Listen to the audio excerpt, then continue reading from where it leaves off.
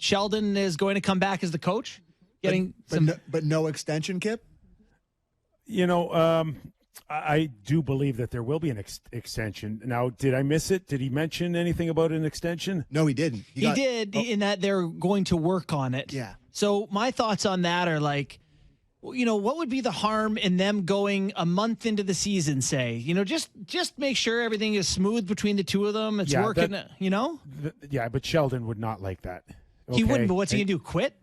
No, he's not going to quit, but you don't want to start your relationship, Justin, with a little bit of animosity towards one another. And you don't want to fall into that same feeling that you had with Kyle Dubas. I think it's crazy that you want to dip your toe after all these years with Sheldon Keefe. Either he's your coach with an extension or you get rid of him. And he will get his extension in the summer. He will, eh? Yeah, I mean, I just feel like Sheldon has to have somewhat of a shorter shelf life now, having been through what he's been through with his team. What kind of extension does that look like? You think a couple years?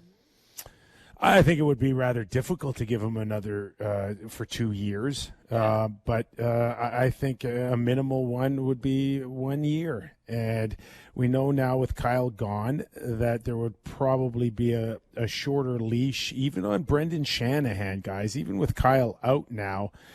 This time next year, I'm not sure what it would even look like for Brendan Shanahan, let alone Sheldon Keefe. So I don't think that it warrants, a 2 or 3 year extension, but at a very minimum, you can certainly add 1 more year to his deal.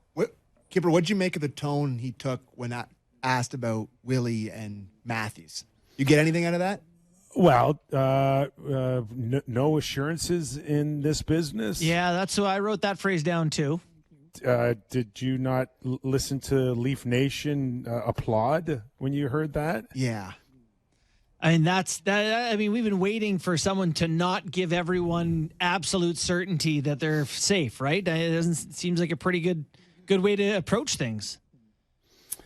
I think, guys, what we're starting to feel now, and not that Brad's excluded from this, but there is a lot more rope for him because he's new.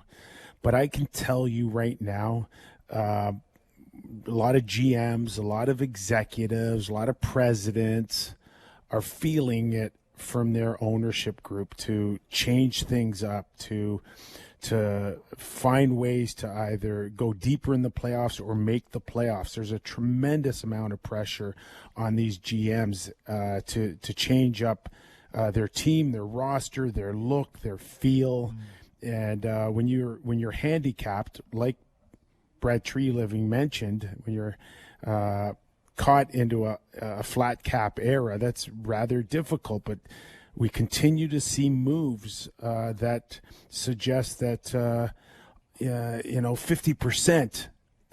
Owners are willing to pay 50% of some big contracts now just to change things up. The latest, Kevin Hayes going from Philadelphia to St. Louis, and Philly's willing to pay 50% of his contract just to get him the heck out, to get a different feel, different look to that organization. So I guess the no trade clause for John Tavares would kind of put a wrench into this, but you think they'd be willing to eat some of that to get rid of him? 100%, Sammy. 100%. I guess it's just a matter then of, having that conversation with Tavares, but it doesn't feel like that's likely to happen, at least not this year. Well, for a new guy coming in, it's why? No, I think it's an easier combo for him to have than it would have been for Dubas, it's right? Like, hey, I don't know, I wasn't here when you guys signed this. Just want to get you're right. It'd be easier to approach him. Is that what you're getting at, Kip? Yeah, that's what I'm getting at. I think all bets are off. And if you're going to stick to there's no assurances in this business, that includes no trade and no move clauses. It's interesting, of all the things that stood out, one of them, in talking about these big guys. So first off, I don't mean to skip past that point, and actually maybe I should slow down here. What? Well, I mean, the idea that Tavares could be available in some way or made available, or at least conversations could be had, feels like a change in perspective here Yeah. from how we've previously talked about the core four and what they could and should do. You know, would you even want to retain $4 million, say, Yeah. to pay him to not play here? Can you get a $7 million player that's better than John Tavares? That Buddy, I'd pay 50% of John's 2 years. You would, eh? 100%. And then you got 5.5 to get a guy who's going to be more valuable than him? No, I'm getting 5.5 cap space that I could turn into a lot of other things. That's the way I look at it. Yeah, and I guess if round you're out the depth. also, if you're retaining that much, Tavares becomes an asset in a trade, right?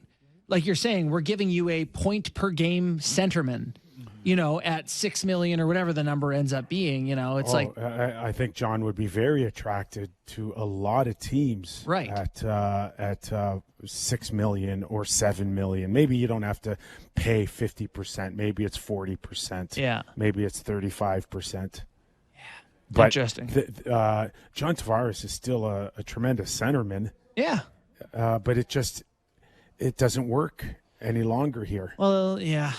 I mean, that is facing the facts a little bit. You know, every time you talk about the core four and what you do different, it always starts with, well, Tavares is here, but. And if he doesn't have to be, that certainly changes the way they look. But Kyper, what do you think like I said, that it's an easier conversation for Treliving to have than the guy who signed him to that contract probably. But, you know, Shanny's still around. Like, how do you go about that conversation? Like, the landing place is so important. Where he's going to be happy there. Like, it's such a huge conversation to have with him. Like, how do you go about that? Three boys here. Yeah. Well, first of all, you do it by showing the respect that you need to for a guy like John Tavares. And it's not going to be an easy conversation for John to have, but one that suggests that he needs to start thinking about playing somewhere else. And it's not personal. It's not that we don't like you. It's not that we don't respect you. It's that your $11 million hit doesn't work for us moving forward. So let us work together and come up with a solution that could make you and your family as happy as possible. I think if you're another team and you think that that's a possibility, I think you start having some internal conversations like, boys, we can get a pretty good hockey player here at a discounted rate. I suddenly think that becomes an asset for the Leafs. But again, you don't want to eat too much salary. An interesting one. There was a lot of stuff in there, that we can kind of try to read into. One of them was he didn't seem too fussed about having contracts done by July 1st. Did he, Sammy? You seemed to pick up some tone that he wasn't in a rush about Matthews on the first? I picked up the tone that he wasn't in a rush. Because it wasn't going to happen? Because maybe it's not going to come to fruition on July 1st. That's the tone I kind of felt from. What about you, Kip? Yeah, listen, I think he said it best that in a perfect world, the sooner the better. That way you can prepare. But I don't think the July 1st no move clause kicking it in changes a lot moving forward. And of course, you're giving the guy a chance to control for sure where he wants to go. But if he's not re-signing here, I don't think it's in his best interest to play out the season here. He's going to want to be moved before,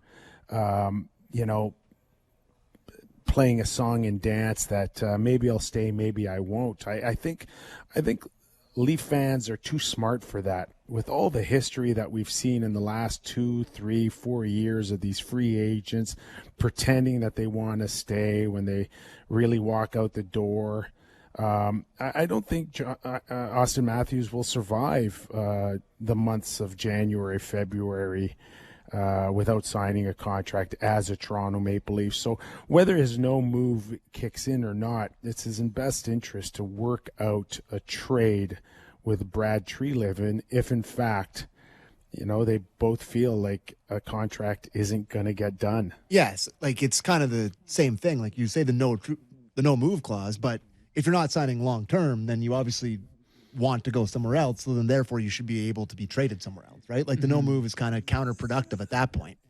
It is, and you got to understand too that like it's not like you're turning around and you're going to shop Auston Matthews if you're Brad Treliving and you can't get a contract, and you're going to shop him to 31 other teams.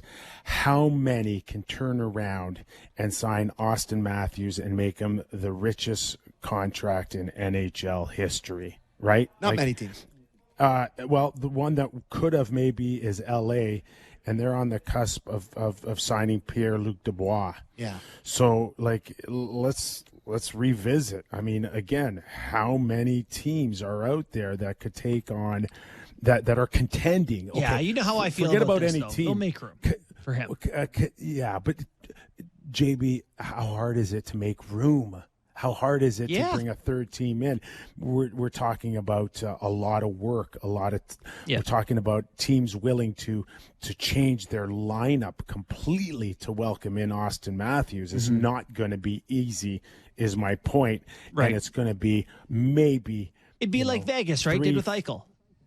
3, 4, 5 teams that can do it, right? And is he willing to go on? Is Auston willing to go to a team that isn't quite ready to compete, or wants to grow into, a program that could compete in 3 or 4 years, or does he want to win now? That's another one too. Where Pierre-Luc Dubois had that thrown, in his lap. You want to go to Montreal and wait 3 or 4 years to compete for a Stanley Cup, or you want to go to LA right now and try to win now? Yeah, I guess, with the Matthews thing and talking about July 1st, the one thing that I am maybe naive to is like, or you don't know, right? Yeah, you know. Like, today, Kip, it's not like the number or term is going to be shocking. You can pick the term and essentially the number. Yeah. So you either stay if you want to. So if it's not July 1st, then it isn't happening to me. Is that too dramatic a stance? It's a terrifying one. Well, you bring up an excellent point. When did McKinnon sign changes? Last year, what changes before or after, really? Well, the only thing that changes is fans and the organization certainty, but really the fans, you're making a statement to the people who are a part of this team that you want to be here, signing the day you can. Yeah. Otherwise, it's just like, I'll get to it next week. Really? It would be a weird thing for this to go into like September. The way McKinnon was like, we'll get it done. Yeah, well, McKinnon was too busy, partying after winning the cup last year. Oh, that was a limiting factor. They actually won something. So maybe that's why he was too busy celebrating that to sign a contract. Fair. Last time I checked, Matthews got a lot of time off. Yeah. So, anyways. I think there's going to be a level of frustration, though, if in fact that there isn't any movement on Nylander and Matthews in the next week or two for Leaf Nation. You know this town as well as anybody, boys. Yeah. We've lived it for 2 years now, 2 hours a day. They're going to get frustrated.